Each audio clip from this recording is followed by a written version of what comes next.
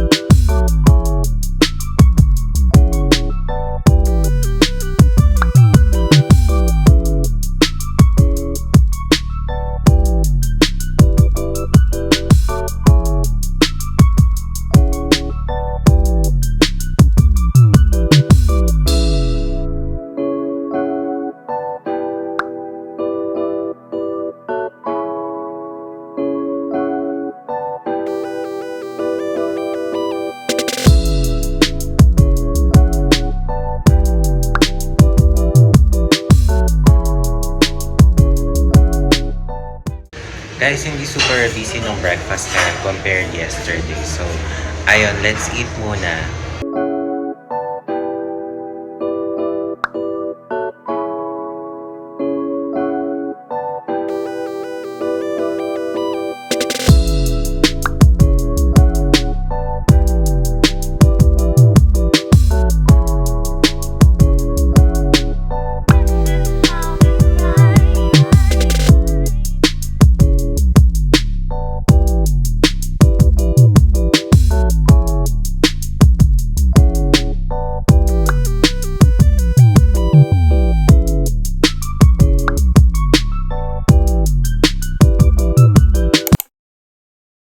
Hello guys! So ayun, nakapag-ready na kami ni April and mag-check out na kami here from Bay Hotel. Super na-enjoy namin tong hotel na to kahit nag-work lang ako here mostly. Pero yung buffet breakfast nila super bongga talaga. So ayun, I highly recommend na i-try nyo here if nasa Cebu City kayo. And maganda yung location niya, maraming nearby na cafes. And ayun guys, I will see you later at check natin kung saan tayo makakarating this afternoon. Pero balak namin is sa Mactan Island and check natin kung saan tayo pwedeng tumambay nun. And I will keep you updated of course. See you later guys!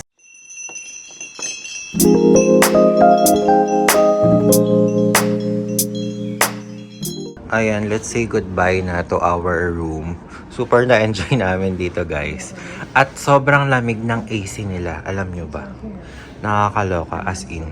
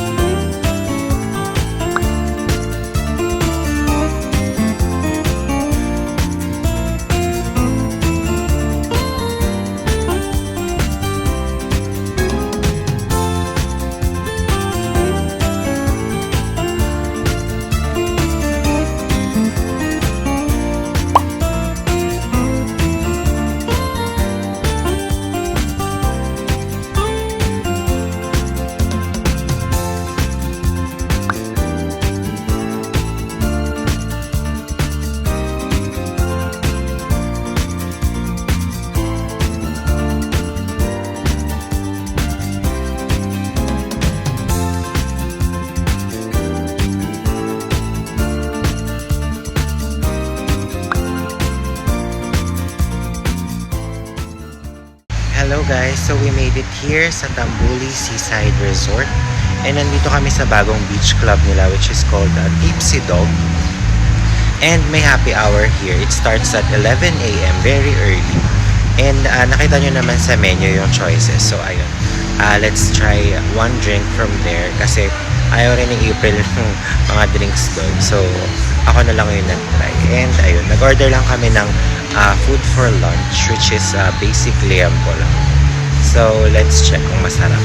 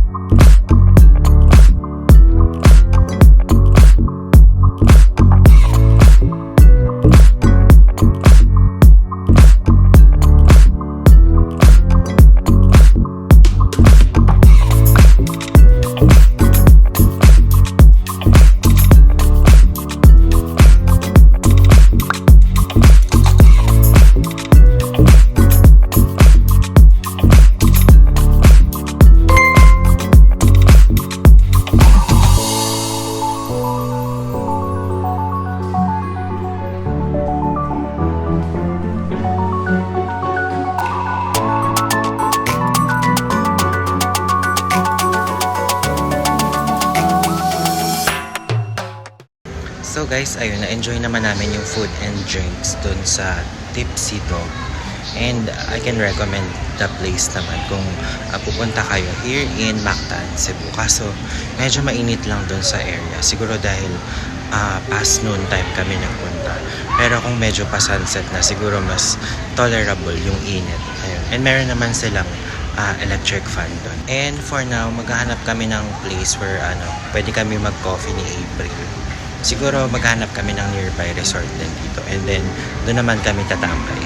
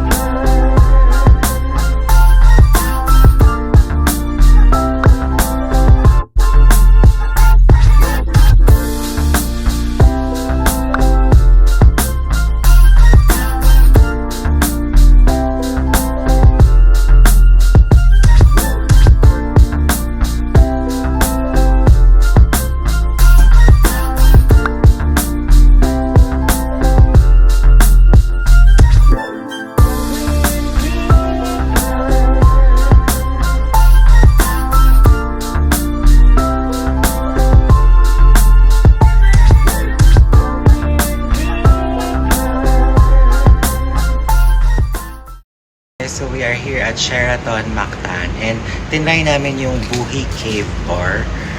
Sobrang aesthetic ng place and ang mahal nga lang ng drinks and hindi ko siya masyadong bet. So ayun lang naman. Pero kung gusto nyo lang ng matry, I mean if it's your first time, I think it's a must try pa rin naman. Or baka hindi lang rin masarap yung order ko na coffee mocktail. Gusto kasi namin mag-coffee ni April and then walang seats dun sa cafe nila. So ayun. Hindi raw nagsiserve ng coffee here. So, ayun, I tried their coffee mocktail. And, hindi ko siya masyadong na-enjoy. Pero, ewan ko, kung mahilig siguro kayo sa ice americano, baka matripan niya siya. Nakita ko sa TikTok, maganda rin yung vibe dito, guys, pag gabi.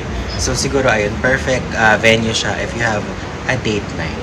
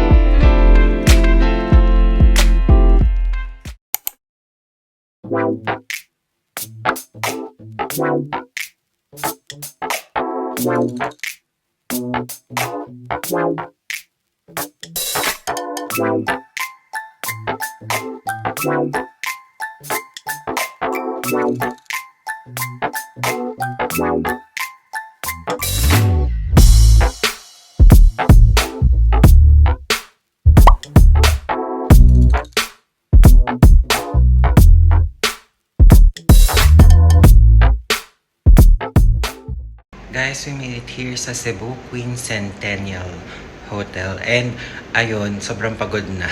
Galing pa kami sa Sheraton. Ayun, nag-resort hopping lang tayo sa Mactan Island. And ayun, let's just do a quick room tour and mag-good night na rin ako sa inyo for now. And I will see you in the next vlog. Bye guys!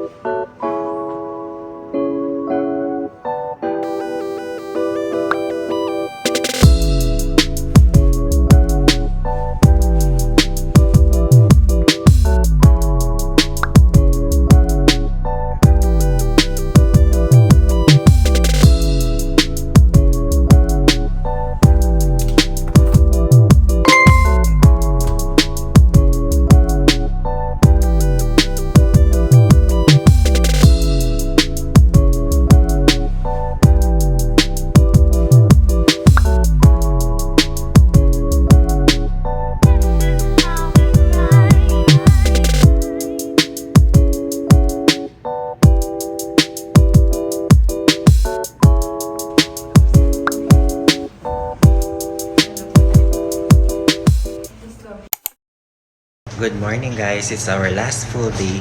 Not really full, parang ano na lang, almost full day, parang gano'n, 70% na lang siguro. Kasi flight na namin ng midnight here in Cebu. So ayun, quick update lang, ang sarap ng sleep namin here at Cebu Queen Centennial Hotel.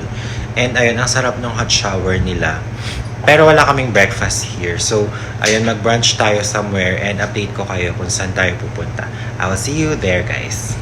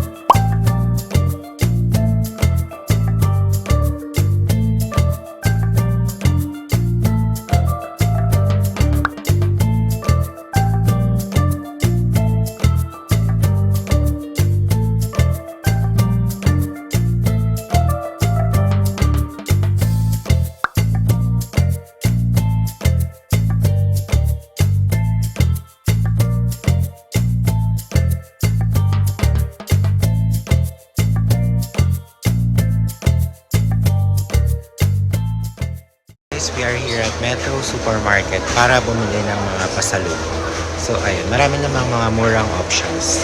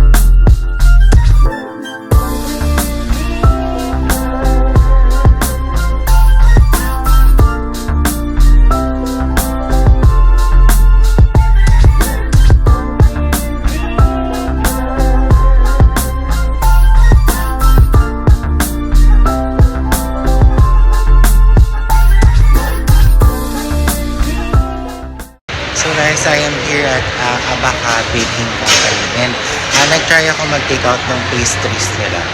Medyo pricey siya, pero I think they are all quality naman from the appearance pa lang. It kind of reminds me of Bake House sa Shangri-La, the Fort. And ayun, I think masasarap naman sila, pero let's try later kung okay pa talaga. Naka 500 plus ako for 4 pieces of pastries.